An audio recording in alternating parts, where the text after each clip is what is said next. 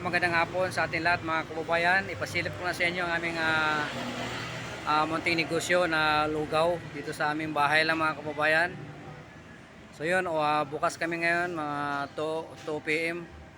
Kakabubukas na namin dito lang sa Marquez Lugaw. Ipasilip ko sa inyo mga kababayan ang aming menu dito. Ayan. Wala pang tao dahil kabubukas na namin ngayon. Yan mga kababayan, no. Tara, kain na kayo dito. Dito lang sa Freedom Park 3. Batasan Hills mga kababayan.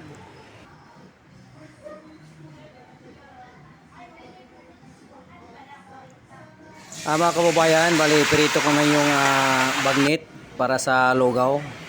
Ayun, medyo malapit na maluto mga kababayan ang bagnet natin.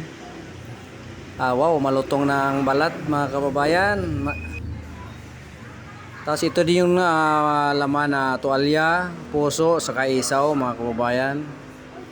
Ready na rin yan sa kung may bibili. Malambot na yan mga kababayan. Siyempre pag may lugaw, mayroon ding maghanap ng itlog na customer. Siyempre may itlog. Saka mga kababayan, bago ko magluto ng lugaw, magprito muna ako ng bawang. Tsaka luya. Para ito mga kabayan, ihalo ko to sa lugaw mamaya. Yan. Para sa lugaw, ihalo ko yan mamaya sa paggisa ng malagkit. So yun, ilagay ako na rin sibuyas mga kababayan para kompleto na ricado. Paglagay ng malagkit na bigas, so ma-mix na yan mga kababayan. Ayan, ibuhos ko na yung binabad ko na malagkit na bigas mga kababayan. Siyempre kasama na yung bawang na pinirito kanina, luya. Siyempre alo-aloyin ko na. May paminta na rin yan mga kababayan. Hanggang sa lumapot siya. Pag lumapot, pwede nilagay sa ano.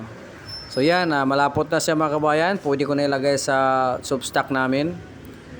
Para doon na tuloy maluto ang lugaw. Yan, ilagay ko na mga kababayan sa soup stock. Pero malaking kaldero ito mga kababayan eh. Tama-tama lang ito mga boss. Open kami ng 2 o'clock hanggang alas 7. So yun, kumukulo na ang lugaw mga kababayan. Wow, grabe, sarap na higupin, no? Nakakatakam na mga kababayan. Sobrang init na. Siyempre mga kababayan, masarap ang lugaw kung may kasuba. Kaya ilalagay ko na rin yung kasuba mga kababayan. Bukod sa papaganda ng kulay at pangpasarap din yan siyempre. Ayan o. Diba ang ganda mga kababayan. So ang taktik mga kababayan para matagal mapanis ang lugaw, igisa muna yung bigas na malagkit kasama yung mga ingredient, bawang, tsaka yung luya ang pinakita ko kanina sa inyo. Yan ang secret. Ganun kami magluto mga kababayan. Yun, masarap na.